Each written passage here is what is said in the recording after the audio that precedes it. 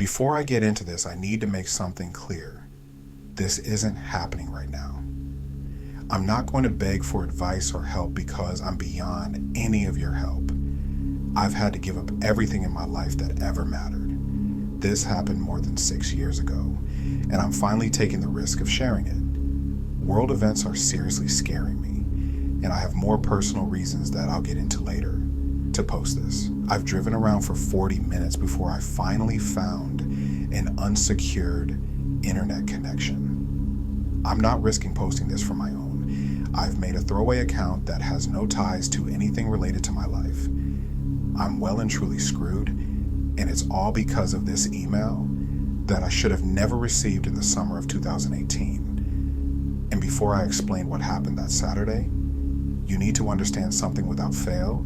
I service those tractors every time after we use them. I clean their decks, sharpen the blades when they need it, and double check the engine. I check the oil and gas before and after using them. Yeah, I'm a little OCD, but it's been more help than harm. Same with each tractor. Typically I use the same one, but she told me that her tractor felt like it was pulling to the left instead of going straight. I told her to use mine and that I would check it out. She started the tractor and began mowing our field. The tractor worked fine for 15 minutes, and then the engine began to sputter and cough. I noticed it and waved for her to stop. She did, shutting the tractor off and starting to walk towards me. Several things happened all at once. I stood up and began walking to meet my wife halfway. As we walked towards each other, smiling out of the corner of my eye, I saw a dark maroon sedan slow down as it drove past our house. Then the tractor exploded behind my wife into a fireball. Pieces of metal and rubber flew in every direction. The shockwave knocked my wife forward onto the ground. The blast of heat hit me in the face, and it felt like I had dropped face first into a bonfire. I ran to her, scared out of my mind, but she was fine, though the wind had been knocked out of her. I moved her to the garage, told her to call 911, and ran back to the burning husk of my tractor with a fire extinguisher. I used the entire extinguisher, but I couldn't get the blaze to totally stop. The next few hours were a blur. The fire department showed up, followed by the police. The neighbors gawked from their front porches, and we were asked the same questions again and again. The cops asked if either of us had any reason to suspect foul play. God help me. I should have mentioned the meeting with the 2 men at work and the email, but I kept my mouth shut. But what would I have said anyway? Well, officer, I received an email last night from a company making a biological weapon out of Ebola, and today, 2 men in dark suits showed up at my work to ask me about it in a vaguely threatening manner. I would have laughed at that myself had someone else said it. By the time everyone left, we were exhausted and starving. We loaded up our puppy into my car and went to my wife's parents' place, where her dad cooked on the grill, and I got lectured on the importance of taking care of my tools. The thing is, I did and still do. After dinner, we went back to our home. There was a huge circle of blackened dirt and burnt grass in the field where the tractor had exploded, but otherwise, there was no sign of the circus that had filled our lives only a few hours earlier. My wife was exhausted and she went straight to bed. I couldn't sleep. I kept running over every check I'd done on the tractor, trying to see where I could have gone wrong. The fuel lines weren't loose, no matter what my father-in-law insinuated. There had been no reason for it to explode. Now, properly feeling my paranoia, I needed to double-check the other major property that I gave my OCD an outlet on, my guns. Yes, I own guns. I grew up around them, and as long as you treat them with the proper respect, there's nothing inherently wrong with them. We had a shotgun in the living room on top of the TV stand. There was a handgun in the kitchen, a holster screwed into the bottom of the cupboards behind the fluorescent light for the counter, and a revolver my wife kept on her nightstand.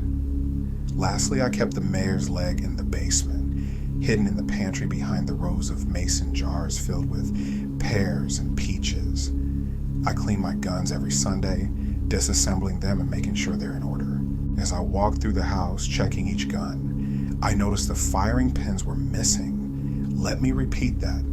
The firing pins from the guns I clean every Sunday, like clockwork, were missing. The only gun that hadn't been tampered with was the mayor's leg downstairs. The lines of dust hadn't been disrupted, and the gun was still able to fire without any complications. I went back upstairs and sat in the living room, trying to let my wife rest while I had a mental meltdown. In a span of less than 24 hours, I learned that a company was weaponizing Ebola. I'd been confronted by men in suits who claimed to represent that company, had one of my tractors explode, nearly killing my wife. And I came to find someone had tampered with my belongings to make me unable to defend myself. What the hell was going on here? My first concern was for my wife. Was she targeted or was it just me? How would I be able to protect her? I thought back over the day and remembered the maroon sedan had been driving past when the tractor exploded. There was nothing noteworthy about it, but an instinct told me to watch for it again.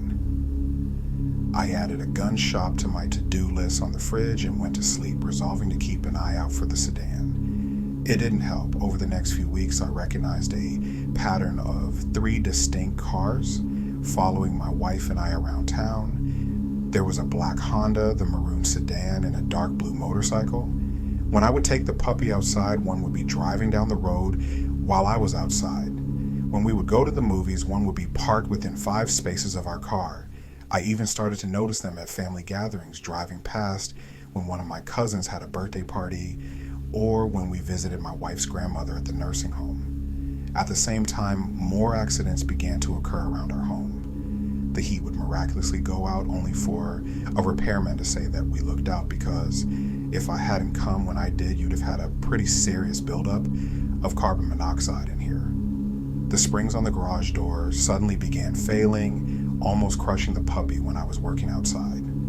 The power brakes went out on my car, forcing me to cruise down the lane on a highway until I eased to a stop and put the emergency brakes on. Did they know somehow that I had downloaded that information and kept it?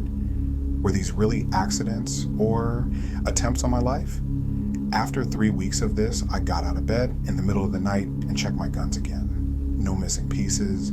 I then sat in the dark to think. Deleting the information wouldn't help. If they knew I had it, they wouldn't know if I deleted it. And if push came to shove, it was the only leverage I had. The email had come to me by mistake, so it wouldn't be logical to assume that they had read it. She had been on the tractor I usually use when it exploded. It was clear to me that I'd been meant to be on it, not her. The accidents had only started around the house since the visit by the 2 men. For all I hadn't seen them again in person, the trio of vehicles was ever present. The real part of me wanted to take my guns and go hunting, but this wasn't the Wild West. I wasn't going to risk someone getting shot in crossfire. I wasn't sure if the police would accept my story. If this company had the capacity to find me in less than 24 hours, how could I be sure they wouldn't fabricate evidence against me? Should I tell my wife about all of this? She was my wife, my partner. I knew that she would be in my corner 100%, but I could not risk her safety.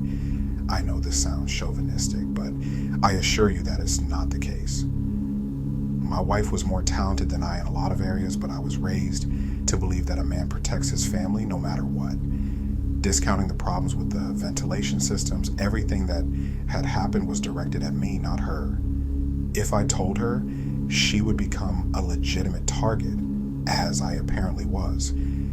As long as these people kept trying to proactively silence the leak, my wife would be in danger of being collateral damage. Her remaining that way was not an option. I had to think of a way to ensure her safety permanently. I was out of options, at least the ones that left me in a position I wanted to be in, namely with my wife safe in the life that we had built. The only option I had left that would keep me alive and keep my wife and family safe was one that I did not want to do. I had to disappear, vanish out of the clear blue sky, and make it as close to impossible as I could to be followed.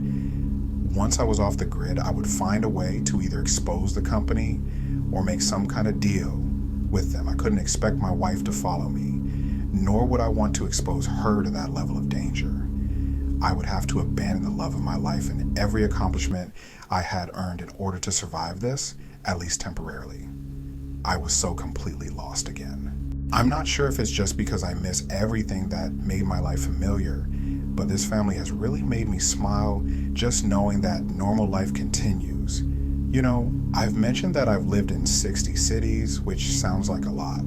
Some were as short as a week, others a few months. But once you start moving, it's hard to stop. When you decide to disappear, it isn't nearly as easy as it sounds. Everyone tends to assume that it's easy to drop off the grid, just walk away from the life you've lived up to that point, and choose a new path. It isn't, at least not if you don't want to eventually be found again. It isn't as simple as take the money out of the bank, stop going to work, and go to a new town. To give myself a head start and make sure it was clear that my wife wasn't involved, I had to do the legwork and provide misinformation to the people chasing me. I'm not going to go into a whole breakdown of how I managed to vanish. If you really want to plan it yourself, there are plenty of materials available. I'm just going to give an overview to make it clear how I approached the whole thing. First, I gave business cards and cash to friends who worked overseas. I told them that they would be doing me a huge favor and nobody suspected anything, or if they did, they never voiced their concerns. One went to China and another to Western Europe. Every time they left a card, it was a marker that someone would have to investigate at a cursory level at least, which would buy me some time. Two of our friends had just gotten married and went to South America for their honeymoon. We went to their house for a dinner party. I excused myself and quickly photoshopped tiny images of my face into the crowds behind a couple smiling selfies. When the photos were posted on Facebook, any kind of facial recognition would hopefully find me in the background and again demand some level of investigation. Lastly, I randomly picked 4 towns off of a map. I bought a prepaid cell phone, and when I should have been working, I looked up apartments for rent in those locations. I called and made appointments to look at apartments I never intended to keep. I called water services, cable and internet providers, magazine companies, all to set up subscriptions or knowingly false installation. Dates on all these appointments. I made sure to give the number to the nearest police or federal authority station. I doubted the people who sent the email would be worried, but I fully intended to make it clear that I was meeting them step by step.